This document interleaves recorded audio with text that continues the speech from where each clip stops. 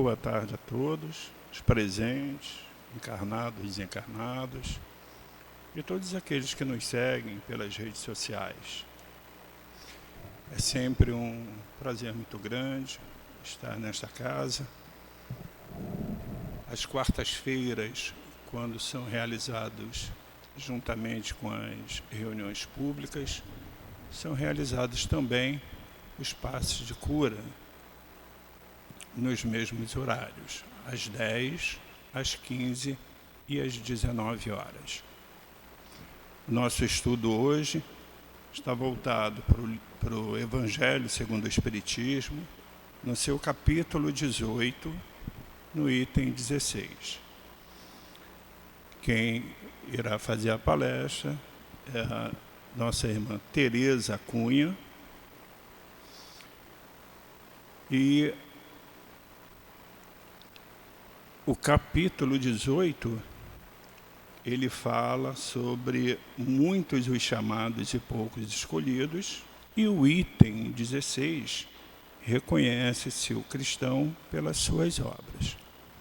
No momento do passe, quem vai fazer a sustentação é a nossa irmã Maiara Abreu, trabalhadora da casa, incansável, e vai fazer o comentário sobre o livro Caminho, Verdade e Vida, da lição 153, sobre os passes, né?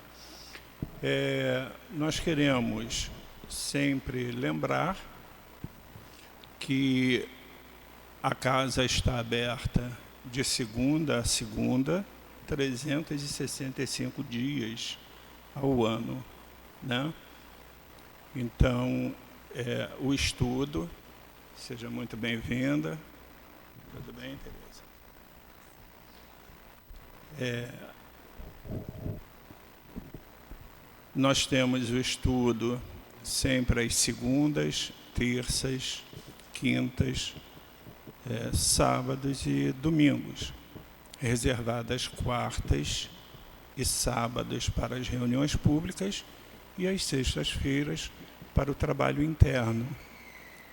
É sempre muito importante que as pessoas possam comparecer à casa, não apenas para conhecê-la ou não apenas para as reuniões públicas, mas também para os cursos que são realizados, né?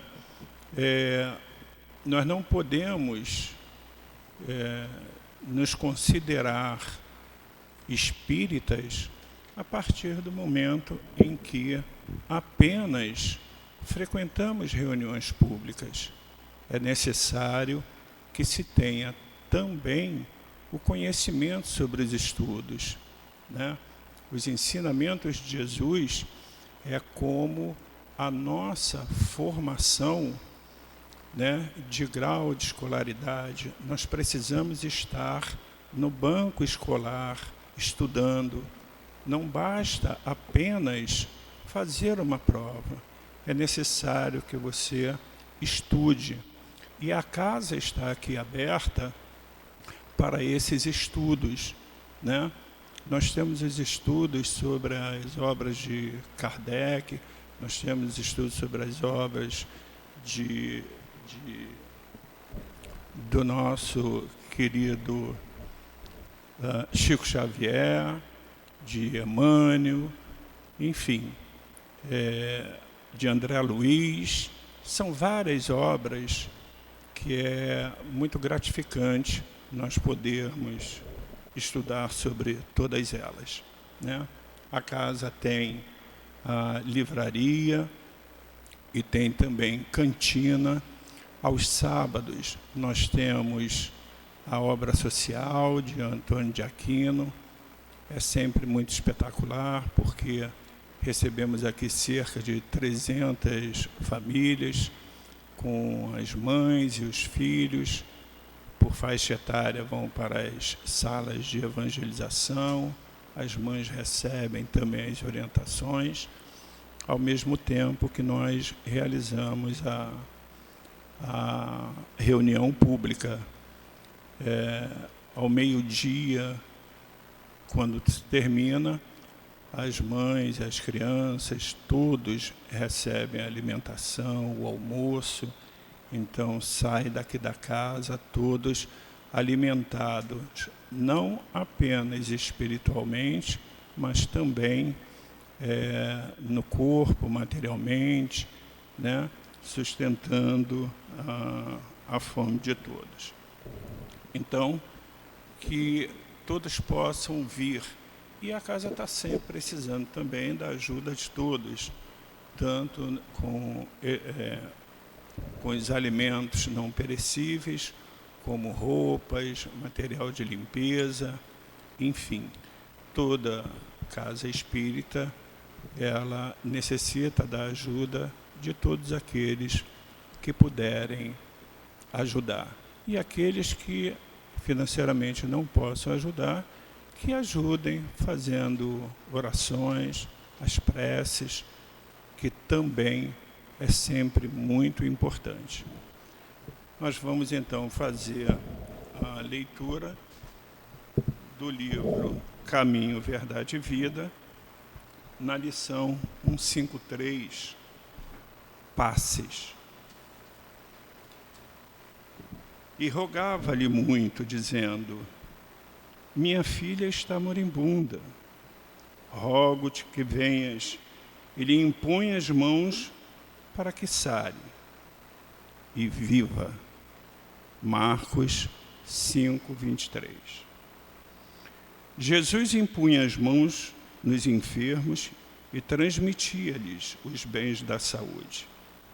Seu amoroso poder conhecia os menores desequilíbrios da natureza e os recursos para restaurar a harmonia indispensável. Nenhum ato do Divino Mestre é destituído de significação. Reconhecendo essa verdade, os apóstolos passaram a impor as mãos fraternas em nome do Senhor e tornavam-se instrumentos da divina misericórdia. Atualmente, o cristianismo redivivo. Temos de novo o movimento socorrista do plano invisível, por meio da imposição das mãos. Os passes, como transfusões de forças psíquicas, em que preciosas energias espirituais fluem dos mensageiros do Cristo para os doadores e beneficiários, representam a continuidade do esforço do Mestre para atenuar os sofrimentos do mundo.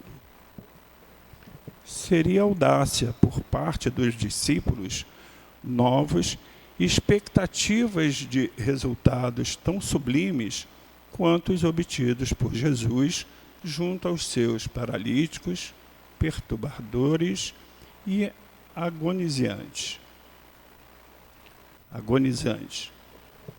O Mestre sabe, enquanto nós outros estamos aprendendo a conhecer.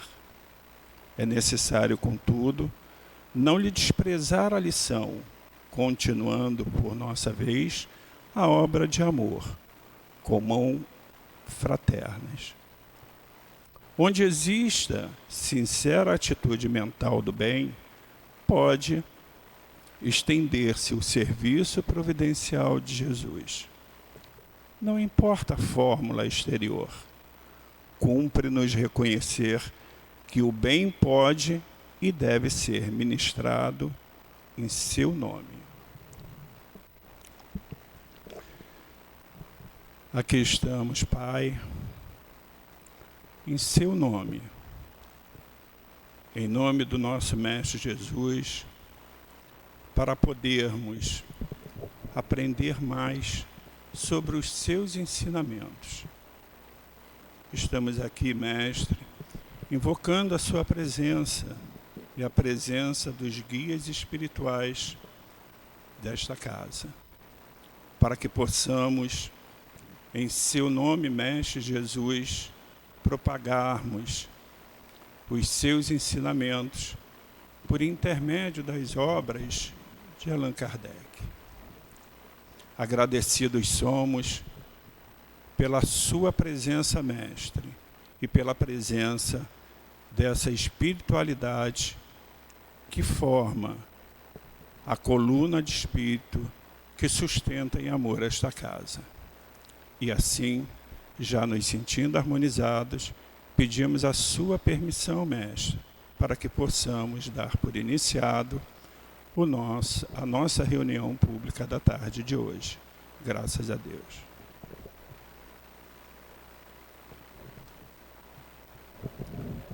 Eu vou fazer a leitura como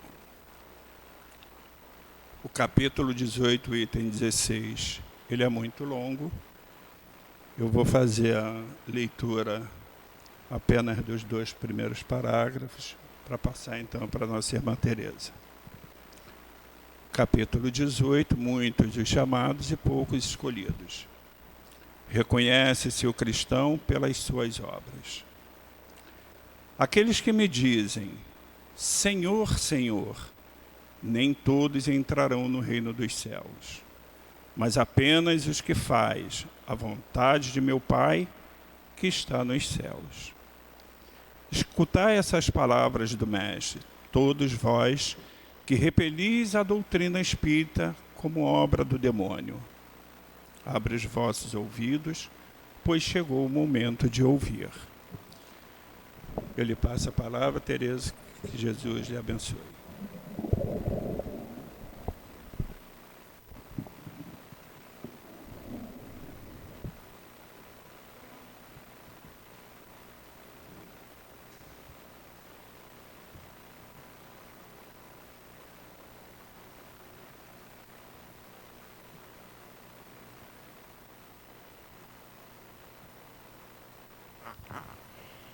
Obrigada.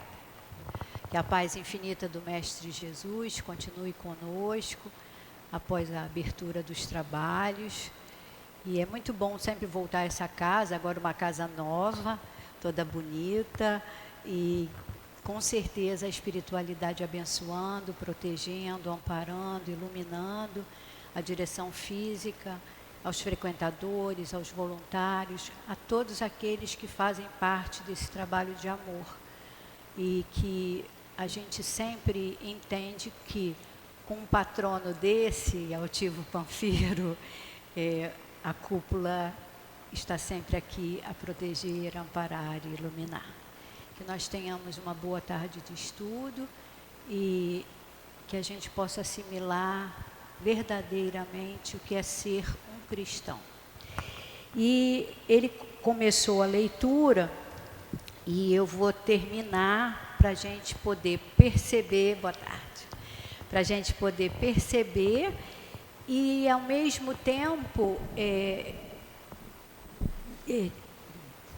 tirar um pouco as dúvidas do que realmente é ser cristão. Então ele fica aqui, ele parou nesse parágrafo. Escutai essas palavras do Mestre, todos vós que repelis a doutrina espírita como obra do demônio. Abri os vossos ouvidos, pois chegou o momento de ouvir. Será suficiente vestir o uniforme do Senhor para ser um fiel servidor? Será suficiente dizer, sou cristão, para seguir o Cristo? Procurai os verdadeiros cristãos e os reconhecereis pelas suas obras. Uma boa árvore não pode dar maus frutos, nem uma árvore má dar bons frutos. Toda árvore que não dá bons frutos é cortada e lançada ao fogo. Eis a palavra do Mestre. Discípulos do Cristo, compreendei-as bem. Quais são os frutos que a árvore do cristianismo deve dar? Árvore possante, cujos ramos frondosos cobrem uma parte do mundo com a sua sombra, mas que ainda não abrigaram todos aqueles que devem reunir-se ao seu redor. Os frutos da árvore da vida são frutos de vida, de esperança, de fé. O cristianismo, tal como vem fazendo há séculos, prega sempre essas divinas virtudes. Procura espalhar frutos, mas muito poucos os colhem. A árvore sempre é boa, mas os jardineiros são maus. Eles quiseram moldá-la de acordo com as suas ideias, moldá-la segundo as suas conveniências. Para isso, a cortaram, diminuíram, mutilaram. Seus galhos estéreis não dão maus frutos, porque não produzem mais nenhum. O viajor sedento, que para sob sua sombra para colher o fruto da esperança, que lhe deve dar força e coragem, percebe apenas ramos áridos que fazem pressentir a tempestade. Inutilmente ele pede o fruto da vida à árvore da vida. As folhas caem secas, a mão do homem tanto as manuseou que acabou por secá-las. Abri, portanto, vossos ouvidos e vossos corações, meus bem-amados. Cultivai essa árvore da vida, cujos frutos dão a vida eterna. Aquele que a plantou vos convida a cuidar dela com amor. E ainda vereis produzir com abundância os seus frutos divinos. Deixai-a tal como Cristo a entregou a vós. Não a mutileis. Sua sombra imensa quer se estender sobre o universo. Não corteis os seus ramos.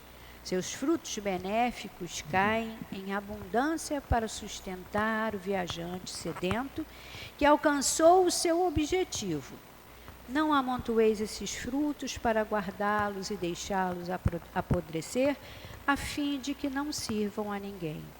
Há muitos chamados e poucos escolhidos, e que existem os que apropriam do pão da vida, como usar frequentemente do pão material. Não vos coloqueis entre eles. A árvore que dá bons frutos deve espalhá-los por todos.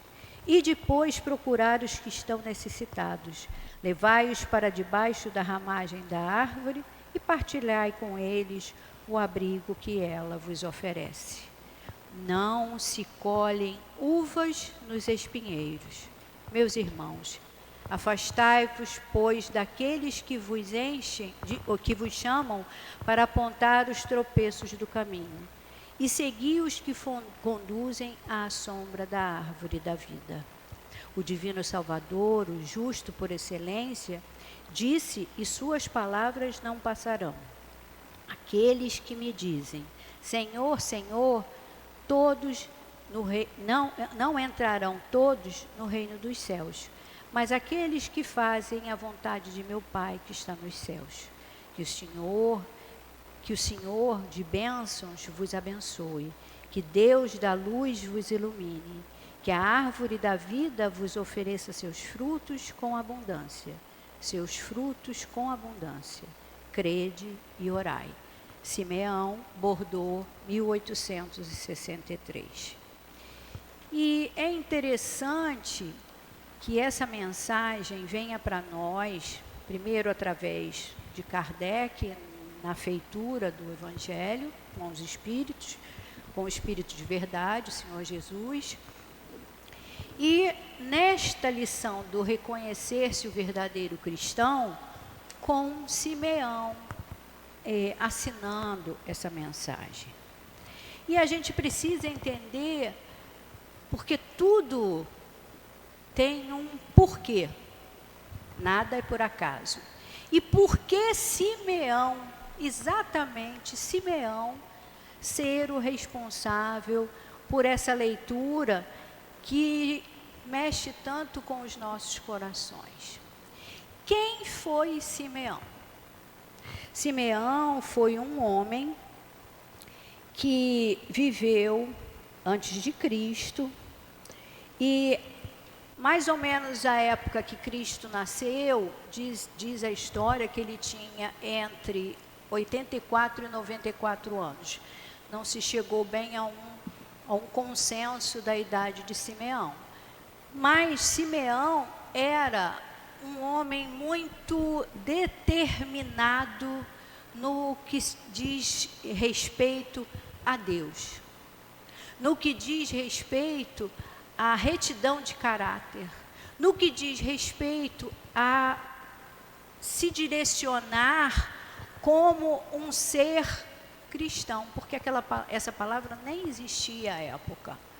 Ser cristão não fazia parte do vocabulário da época.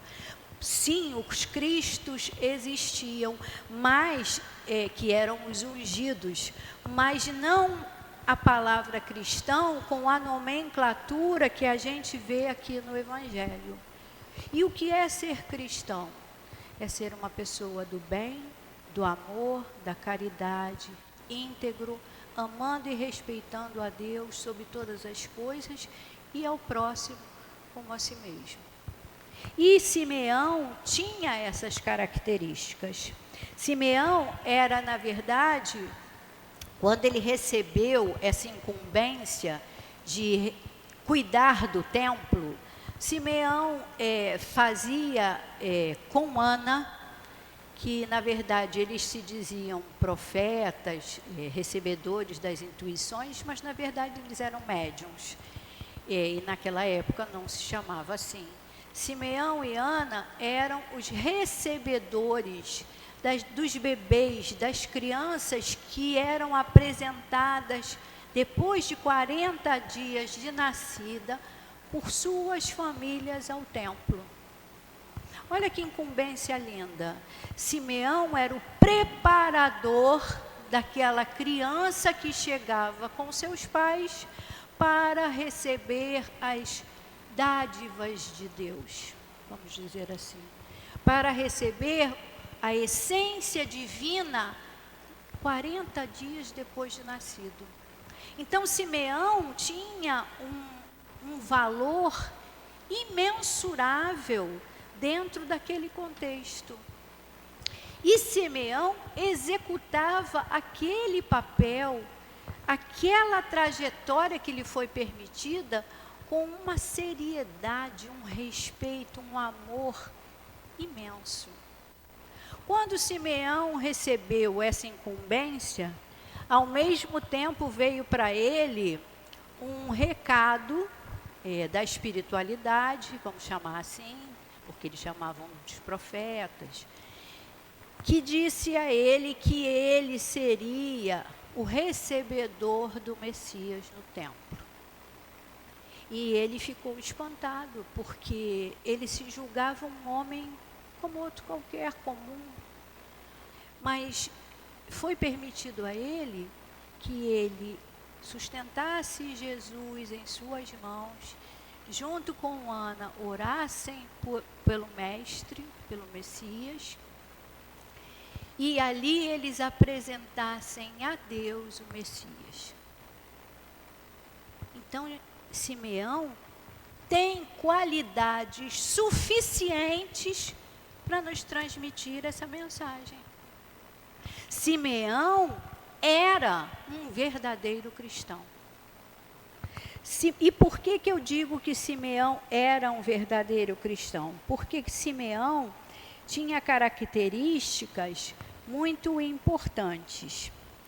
Suas principais características que podiam fazer com que ele fosse considerado um cristão legítimo, ele tinha o Espírito Santo de Deus dentro dele.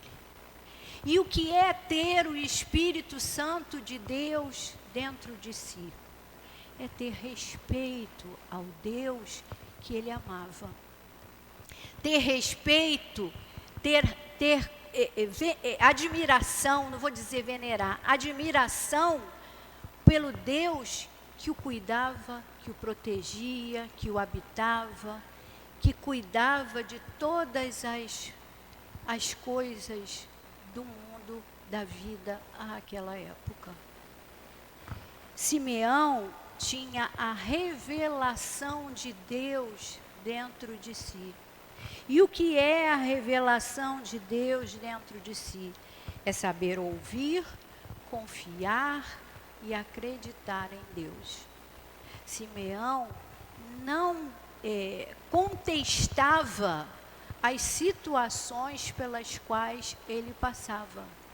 Simeão, muito pelo contrário, fossem boas ou ruins, Simeão não faltava um dia ao templo, Simeão agradecia os infortúnios e Simeão dava àqueles que vinham a noção do amor de Deus, fosse qual fosse a situação.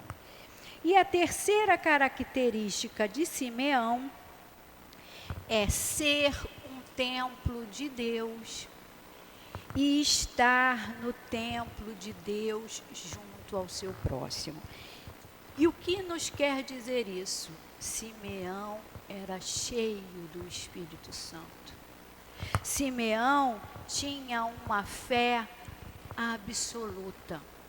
Nada mexia com o que Simeão sentia em relação a Deus. Quando ele recebeu a intuição de que ele receberia o Messias, ele deu aquilo como um fato para ele. Por quê? Porque era uma notícia de Deus para ele. Era um recado do Altíssimo para ele. Então, ele não queria saber se era mentira ou se era verdade. Simeão apenas cria, acreditava, consubstanciava a essência de Deus dentro dele. E se tornar templo de Deus é ser para o próximo a palavra de Deus. Porque quando nós passamos a ter Deus dentro de nós, nós só espalhamos o bem. Nós não espalhamos outra coisa que não seja o amor de Deus dentro de nós.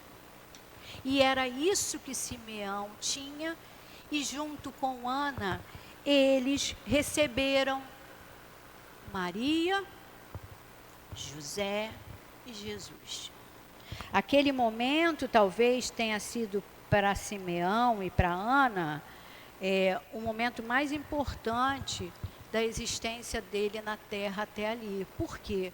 Porque ele pôde sentir a essência do Cristo em seus braços.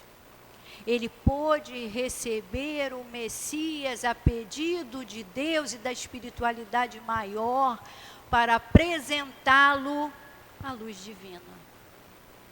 Naquele dia, Simeão e Ana tiveram uma intuição de que Maria receberia e teria o maior amor do mundo. Mas, ao mesmo tempo, Maria seria alvejada pela maior dor do mundo. Porque Maria seria mãe do Salvador, do Cristo Jesus. E nos seus últimos dias, Maria seria a dor de todas as mães da humanidade. Então, o privilégio que Simeão tem em receber o Messias, o faz estar aqui. E o porquê eu digo faz estar aqui neste livro, neste Evangelho? Porque as mensagens que aqui estão e que nos tocam e nos alertam e nos fazem pensar e repensar o que nós somos, se somos já cristãos ou estamos a caminho, ou se ainda nem conseguimos chegar perto, esses espíritos foram escolhidos por Jesus. Esses espíritos são espíritos do Senhor. E eles constam aqui, e no Pentateuco de Kardec, porque eles foram especialmente separados e preparados e mostrados que tinham uma condição que Jesus queria. Porque o nosso Evangelho, quando eu digo nosso, é o sim da doutrina, mas o Evangelho de Jesus é Evangelho em ação. E o que é o Evangelho em ação? São todas as coisas que Jesus exemplificou, nos mostrou, nos fez entender através das parábolas, mas são o amor de Jesus em movimento. Quer dizer, nós temos o Evangelho, que é a ação de Jesus, seus exemplos, suas andanças, porque Jesus não tinha templo, Jesus tinha amor. O amor de Jesus habitava onde quer que ele estivesse. E ele fazia suas preleções nos lugares mais simples, nos lugares onde as pessoas estavam sedentas de transformação. Precisavam entender, aprender, manipular dentro de si o que era realmente ser do bem, ser do amor e ser da caridade. Jesus é e continuará sendo o nosso maior exemplo. Quando Kardec pergunta aos espíritos, no livro dos Espíritos, qual o nosso melhor exemplo, a quem devemos seguir, e eles dizem, vede Jesus. Uma resposta sucinta. Não precisava explicar mais nada, porque Jesus é toda a história a partir dali, porque ele contém a essência de Deus dentro dele. Então, se nós temos que ser cristãos, a quem seguir? Cristo Jesus. A Cristo Jesus. Não tem outro modelo que me sirva, que nos sirva, nem ao encarnado, nem ao desencarnado, que não seja Jesus. E aí, nós continuamos na nossa análise e vamos chegar, então, aos apóstolos. Porque a primeira parte foi a mensagem, foi Simeão, foi percebermos por que a escolha de Simeão. A segunda parte, já vamos inserir os apóstolos. E por que vamos inserir os apóstolos?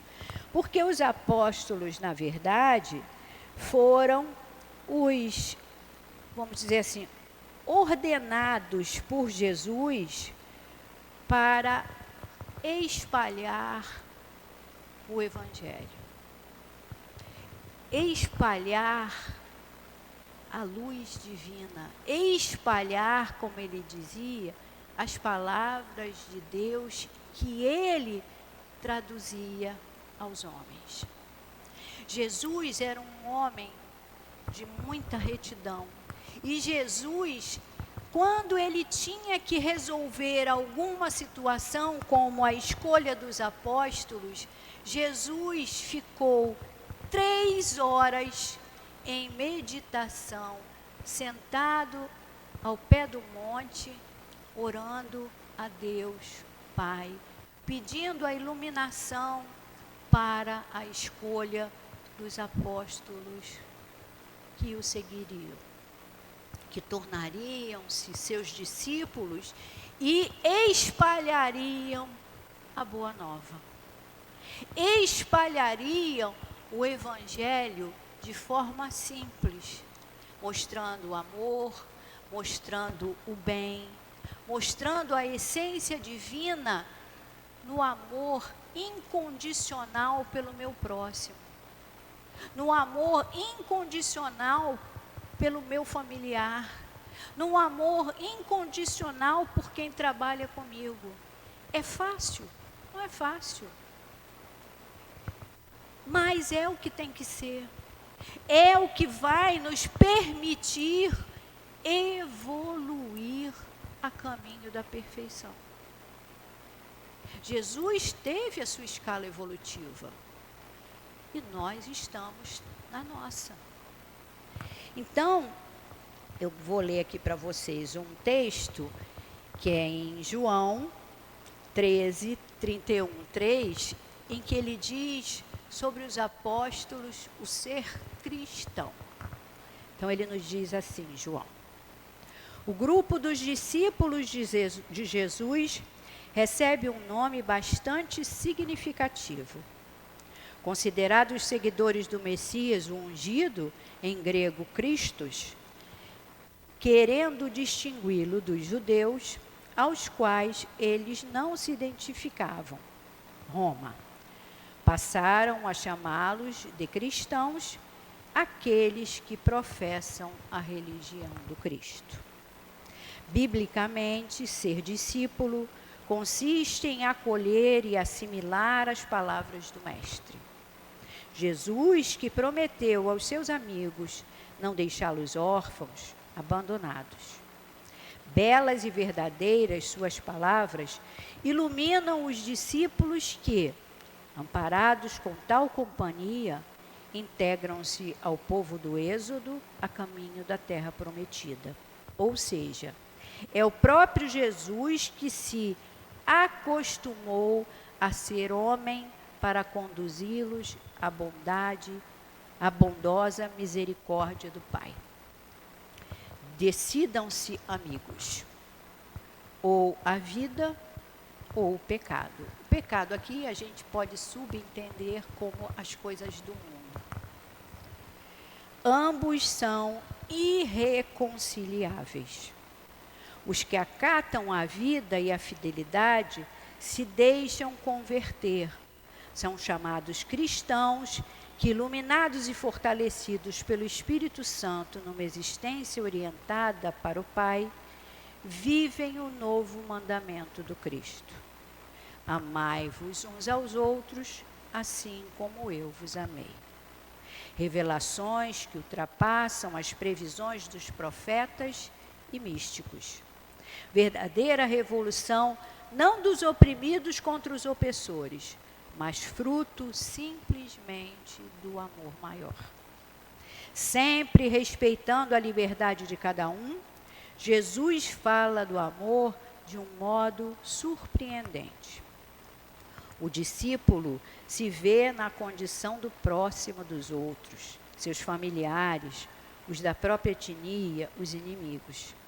Pois não há inimigo que ele não ame. Frase forte, né? Não há inimigo que ele não ame. Dirá Santo Agostinho: deste modo, tornam-se irmãos do Filho unigênito de Deus, amando-se uns aos outros, com aquele mesmo amor com que ele os amou. E por ele serão conduzidos à plenitude final, onde os seus desejos serão completamente saciados de bens. Então, nada faltará à sua felicidade quando Deus for tudo em todos. E como Deus vai ser tudo em todos nós? Quando nós nos mostrarmos verdadeiramente cristãos. Quando nós nos dispusermos a amar a Deus sobre todas as coisas, ao próximo como a mim mesmo. Aí a gente diz assim: todos os apóstolos fizeram isso? Todos eles estavam preparados? Não. Jesus teve passagens com os apóstolos que eles demonstraram fragilidade nos seus pensamentos, nas suas palavras e nas suas ações. Mas eles eram os 12 homens mais aptos a espalhar a mensagem de Jesus. E Jesus, a cada situação que ocorria, contrária ao que deveria ter acontecido, mostrava a eles de forma enérgica, firme, verdadeira, que eles não estavam certos nas suas ações e nos seus pensamentos. Jesus não passava a mão na cabeça dos seus apóstolos quando eles erravam. Jesus disse a Pedro: tu me negarás 3 vezes. Mas nem porque Pedro o negou 3 vezes na hora mais difícil do mestre, Jesus não o amou até o último minuto. Então, agora nós vamos para uma outra passagem, que é a amostragem disso que eu estou falando para vocês. Jesus, nos seus dias finais, perto da crucificação, a caminho de Jerusalém, passa por Jericó. E quando Jesus estava a caminho, todos ficavam em polvorosa, porque o mestre era realmente o Rei dos Reis. Ele não era o rei do trono do ouro, do material, mas ele era o rei de Deus, da justiça, do amor, da caridade, da compaixão, da misericórdia. E isso era incontestável naqueles corações sedentos de transformação e de esperança. E Jesus, quando está a caminho de Jerusalém, passa na estrada de Jericó. A estrada de Jericó era perto da casa de um homem que era mal visto à época por ser o chefe dos cobradores de impostos. Quem era este homem? Zaqueu. Zaqueu, na cabeça dos discípulos, era a pessoa menos em condições de chegar perto de Jesus, de ter contato com Jesus. E Zaqueu, sabedor disso, dizem que ele era um homem fortinho, baixinho, subiu em uma árvore perto de sua casa e ficou aguardando a vinda do mestre, porque ele tinha a ânsia de conhecer Jesus. Zaqueu ali já mostra em si uma mudança do que era apresentado através da sua profissão. Cobrar impostos, tirar dinheiro da população de baixa renda, dos mais pobres. E ele ficou ali quietinho em cima da árvore, mas ele, como a mulher hemorroíça, que somente tocou a túnica de Jesus e se curou por seu amor e por acreditar no Cristo, ele ficou ali mentalizando Jesus. Quando Jesus apontou, ele começou a pensar: queria ver o mestre, queria falar com o mestre, mas eu sei que eu não vou poder. E quando Jesus passa em frente à árvore a qual Zaqueu está em cima, pendurado ali por ser baixinho, para poder ver o mestre, Jesus olha para aquele lado e diz: desce daí, homem, porque hoje eu estarei em tua casa para ceiar contigo. Faltavam menos de 40 dias para a crucificação do Cristo. E ali ele pegou o sentimento dos seus apóstolos de total indignação por ele acolher Zaqueu daquela forma. Jesus sempre exemplificava com alguma ação. E um deles disse para Jesus: mestre, o que vão pensar de ti? Você é ter na casa de Zaqueu para ceiar com a família dele. Jesus nada respondeu, somente foi. Quando Jesus sai da casa de Zaqueu, ele diz: esta noite esta casa e este homem sofreram uma grande transformação. Porque Zaqueu diz a ele: Senhor, quero seguir-te. Eu me arrependo de tudo que eu fiz. Não foi com essas palavras, né? Mas foi mais ou menos. Eu me arrependo de tudo que eu fiz. E eu peço que o Senhor me perdoe e me dê a condição de ser um homem bom, de ser um homem do bem. E Jesus disse: abandona os teus vícios, abandona as coisas do mundo, que você vai ter essa condição. Quando Jesus está com seus apóstolos, eles ainda se mostram transtornados e indignados. O que nos mostra essa passagem, primeiramente?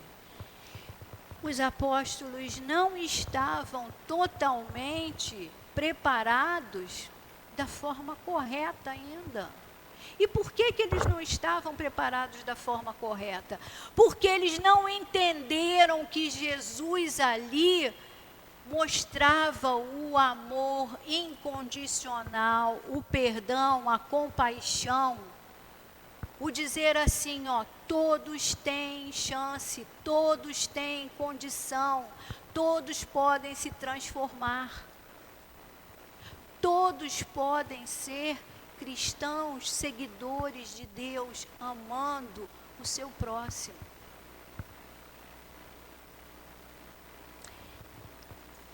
E eles não estavam entendendo ainda tudo de Jesus. E na última noite, Pedro o nega. Então, realmente, seus corações ainda não estavam totalmente tocados, porque eles eram homens comuns como nós, do amor de Deus e entendendo as coisas de Deus. Então, o cristianismo, o cristão, não estava ainda ali naquele momento. E aí a gente vem para o capítulo 15, que é com que eu quero fechar o meu estudo, mostrando Paulo, o apóstolo. Paulo conheceu Jesus, mas numa forma de ataque. Não teve um contato físico com Jesus, mas com os seus seguidores, ele era o perseguidor. Ele era o tirano, ele era o déspota, ele era o matador. Ele, apesar de ter sido criado pelo seu padrinho, ele não, que era do templo, era um homem do templo, ele não conseguia deixar a rudeza do seu caráter mais manso. Ele foi ordenado para perseguir os seguidores do Mestre. A sua última ação era perseguir a todos que amavam, respeitavam e entendiam o Mestre Jesus como o Rei dos Reis, o Messias, o Filho de Deus na terra. E todo mundo sabe a passagem, na estrada de Damasco, ele tem a cegueira da visão, que ele passa, depois da cura, a entender quem era o Mestre Jesus. Mas Paulo entendeu muito mais do que isso, e talvez até muito mais do que os apóstolos. Porque Paulo se colocou numa situação de miserabilidade, de humilhação, de total degradação em prol dos escritos, das viagens, da disseminação da palavra do Mestre Jesus. Paulo é o apóstolo sem ter sido.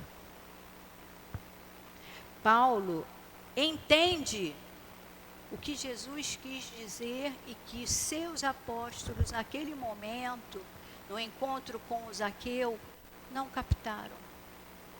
Fora da caridade não há salvação. Que é a máxima da doutrina espírita, porque é a máxima do Mestre Jesus. Não é fora da igreja, não é fora do templo, não é fora de nada. É fora da caridade.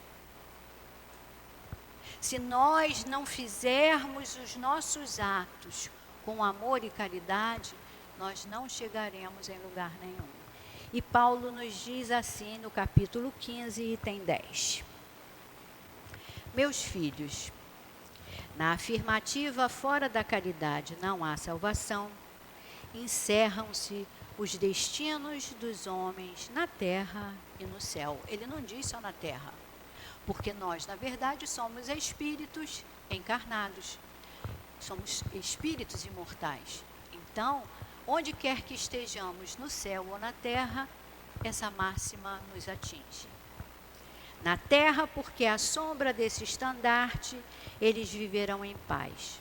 No céu, porque aqueles que houverem praticado encontrarão graça diante do Senhor. Essa divisa é a luz celeste, a coluna luminosa que guia o homem no deserto da vida para conduzi-lo à terra da promissão. Ela brilha no céu como uma auréola santa na fronte dos eleitos.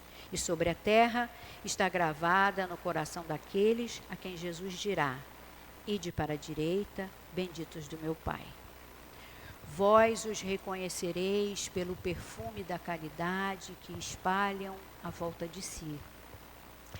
Nada exprime melhor o pensamento de Jesus. Nada resume tão bem os deveres do homem como essa máxima de ordem divina. O Espiritismo não poderia provar melhor a sua origem do que apresentando-a como regra, porque ela é o reflexo do mais puro cristianismo. Com tal guia, o homem não se perderá jamais. Dedicai-vos, portanto, meus amigos, a compreender-lhe o profundo sentido e as consequências, procurando por vós mesmos as suas aplicações. Submetei todas as vossas ações ao controle da caridade. E a vossa consciência não somente vos impedirá de fazer o mal, mas vos fará praticar o bem, porque não é suficiente uma virtude negativa, é preciso uma virtude ativa. Para fazer o bem necessita sempre da ação da vontade para deixar de fazer o mal. Basta muitas vezes o não fazer nada, a indiferença. Meus amigos, agradecei a Deus que permitiu pudesseis desfrutar da luz do Espiritismo.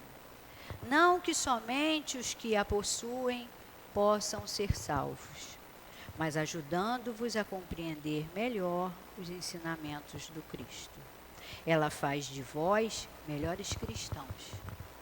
Fazei, portanto, que, ao serdes observados, se possa dizer que o verdadeiro espírita e o verdadeiro cristão são uma só e a mesma coisa. Porque todos aqueles que praticam a caridade são discípulos de Jesus. Qualquer que seja o culto a que pertençam, são discípulos de Jesus. Paulo Apóstolo, Paris, 1860. E aí a gente entende que o que Jesus quis dizer quando recebeu, se colocou para estar na casa de Zaqueu e recebeu Zaqueu, porque foi o que Jesus fez. Primeiramente, ele acolheu Zaqueu. Ele colocou Zaqueu no seu coração, permitindo que Zaqueu tivesse a mesma oportunidade. Porque todos somos iguais perante Deus. Ninguém tem mais condição ou menos condição. A gente vai gradativamente evoluindo, subindo degrau por degrau na escala evolutiva a caminho da perfeição. E aí, esse mês é aniversário do patrono dessa casa e do CELD, né? Meu amigo, foi meu patrão, um médium com quem eu aprendi tudo, e no dia 24 de março ele faz aniversário. E ele, para mim, foi um Zaqueu, como disse Dona Brunilde, no primeiro ano de mensagem que fez para ele um estudo. Ele foi um Zaqueu porque ele tinham as mesmas profissões, porque ele era perito contador, e mesmo sendo perito contador, ele não se desviava do ser humano.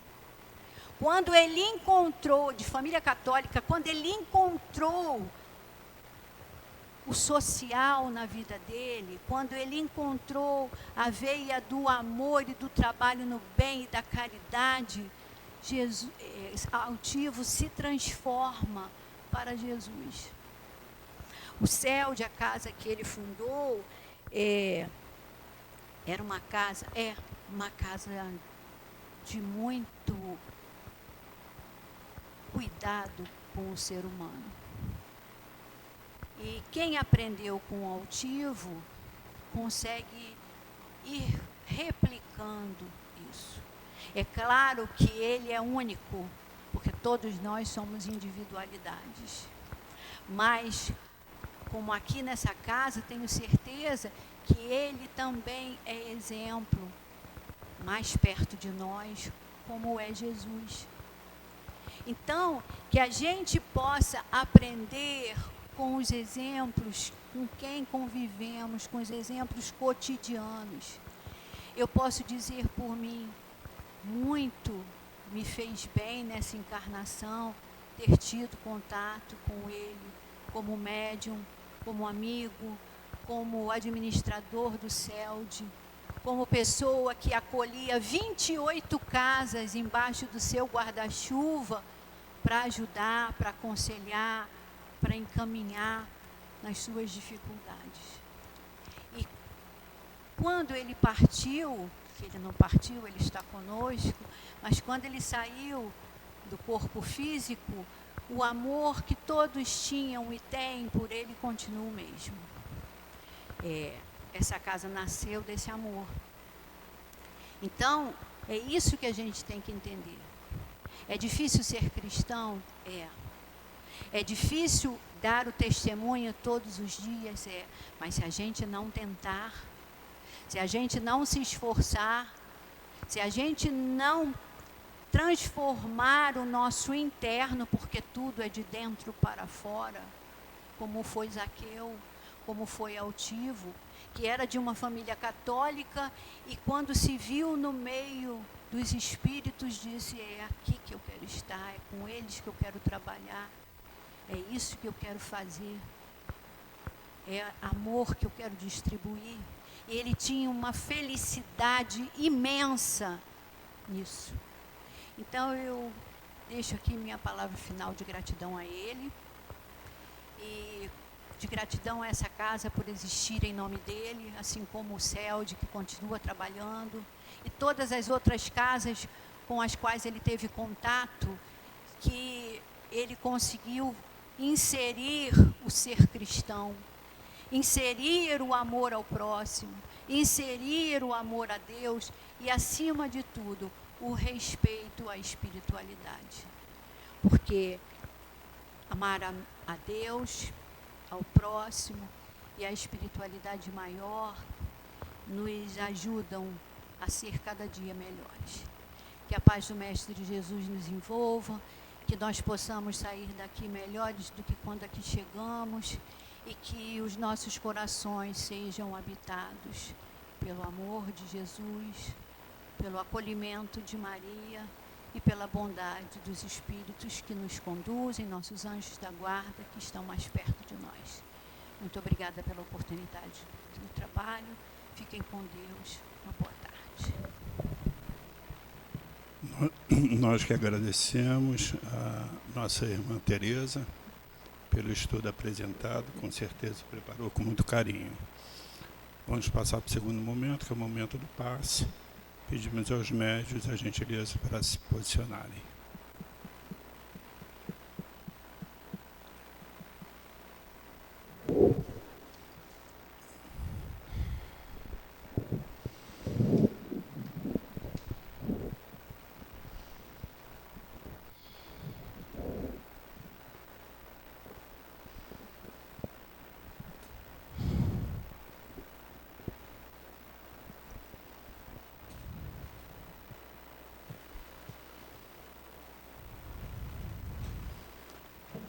Querido Mestre Jesus, chegando a esse momento do passe, lhe pedimos, querido Mestre, que por intermédio dos guias espirituais que formam o pilar de sustentação e amor desta casa, e que pela mão dos médios possam transmitir os fluidos e energias que todos nós viemos buscar.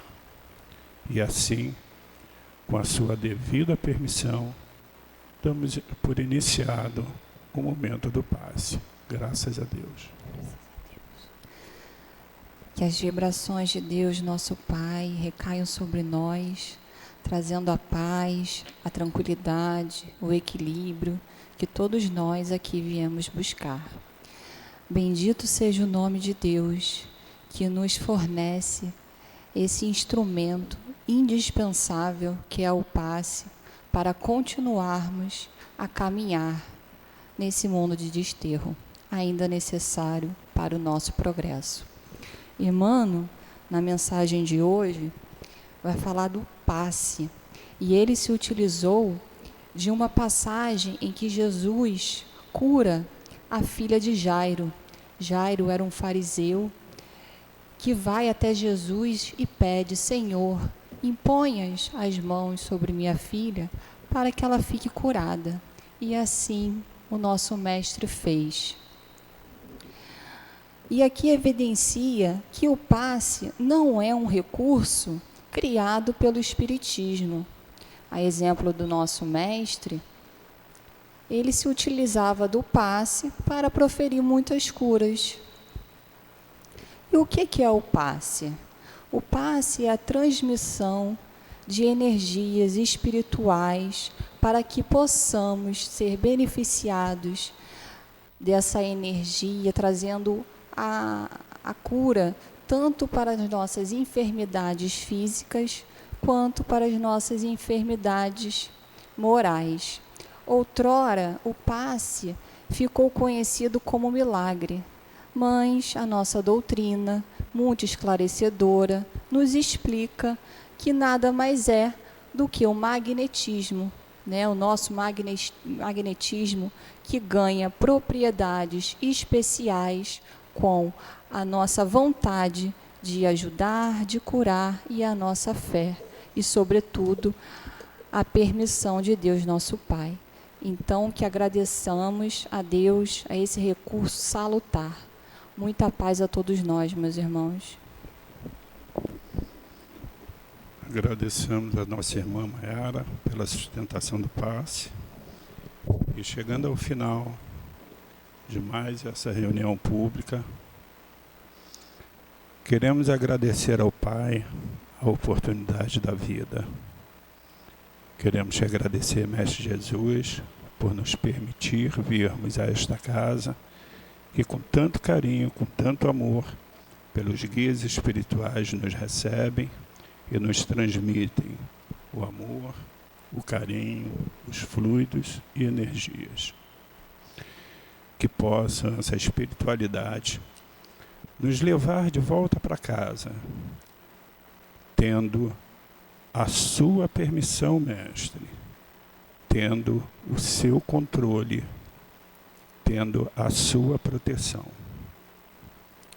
Mestre, fazei com que procure mais consolar do que ser consolado, compreender do que ser compreendido, amar do que ser amado.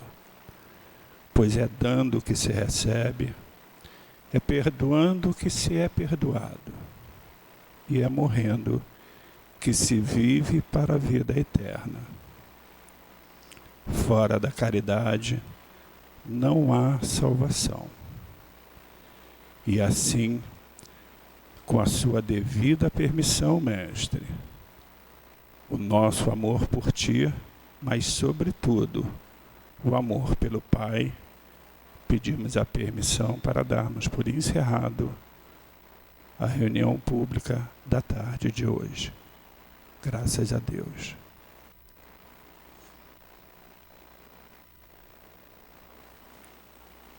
CEAP, Centro Espírita Altivo Panfiro. Uma casa de amor.